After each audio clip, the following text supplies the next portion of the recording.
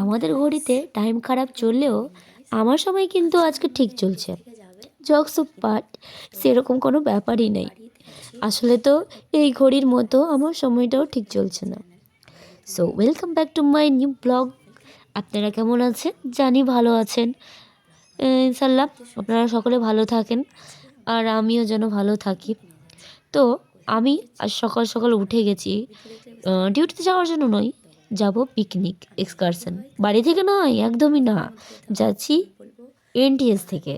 তাই আমি সকাল সকাল উঠে গেছি এনটিএসে যাওয়ার জন্য, কারণ এনটিএসে তো টাইমে পৌঁছতে হবে। তো আমি ভাবছি যে রেডি হয়ে একবারে যাই। তাই সকালে উঠে গেছি রেডি হওয়ার জন্য।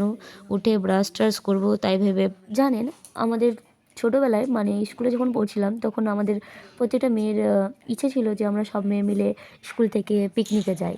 সেই সুযোগটা তো হয়ে ওঠেনি, কিন্তু আজ এই নার্সিং ট্রেনিং স্কুলে এসে সেই সুযোগগুলো পেয়েছি, সেই সুবিধাগুলো পেয়েছি। তো খুব ভালো লাগে, খুব লাকি মনে হয়। জানেন আমার সাথে কতই কী হতো। আমি ভাবতাম যে নিউ ইয়ার মানেই সেদিন স্নান করতেই হবে, না হলে সে কিন্তু সারা বছর স্নান না করেই থাকবে। তাই ভেবে যতই ঠান্ডা থাকুক স্নান করতেই হবে। এখন তো পিকনিকের ব্যাপার, স্নান তো করতেই হবে, কিন্তু যত ঠান্ডা জল ছুঁতেই ভয় লাগছে। থাক স্নান আর হলো না, পিকনিক থেকে এসেই করি। এদিকে আমি ব্রাশ করতে করতে ভাবছি নিজের জন্য এক কাপ চা করে নিই। তাই ফ্রিজ থেকে দুধ বার করে চা চাপিয়ে দিলাম, কিন্তু ভুলে গেছিলাম চিনি দিতে। যাই হোক, চিনি ছাড়াই চা খেতে হলো আমাকে।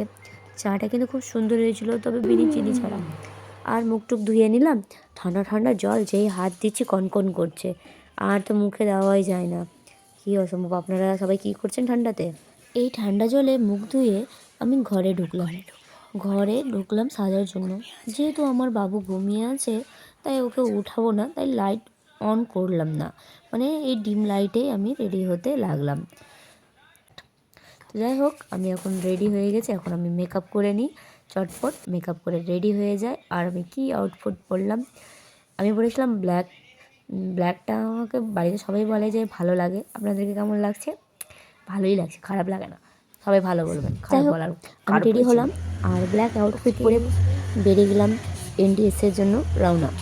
কিন্তু যা ঠান্ডা পড়েছে জ্যাকেট ছাড়া যাবে না, তাই জ্যাকেটও নিয়ে নিলাম, আর তার সাথে ব্যাগে কিছু জিনিসপত্র নিয়ে নিলাম, লিপ বাম, লিপস্টিক, যেটা দরকার একটা মেয়েদের পিকনিকে যাওয়ার জন্য। আর এদিকে আমার কী বলবো, আমার হিরো বাইক স্টার্ট করে দিয়েছে আমাকে নিয়ে যাওয়ার জন্য।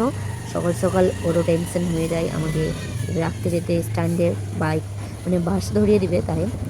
আর আমরা রেডি হয়ে বেরিয়ে গেলাম বাস ধরার জন্য। আমাদের কত সুন্দর সকালবেলা, দেখো কোনো লোক নেই, ফাঁকা ফাঁকা রাস্তা, মজাই লাগছিল। আর স্ট্যান্ডে এসে দেখছি বাস নেই। 2-3 মিনিট দাঁড়িয়ে থাকার পর একটা বাস এলো, আর ওই বাসে চেপে আমি এই কেসের জন্য বেরিয়ে গেলাম। তো বাসে উঠলাম, দেখছি যে বাসে লোক কম, সুন্দর একটা সিট পেলাম, পেছনে গিয়ে বসলাম। আর এই যে দেখুন